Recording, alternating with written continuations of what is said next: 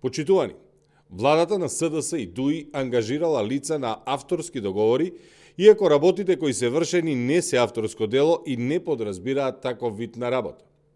Државниот завод за ревизија во извештајот за работата на владата и буџетските трошења за 2021 година, објавен во 2023 година, констатира дека владата ангажирала лица со авторски договори преку Агенција за интелектуална собственост, иако работите и работните задачи не подразбираат креирање на авторско дело согласно законската регулатива.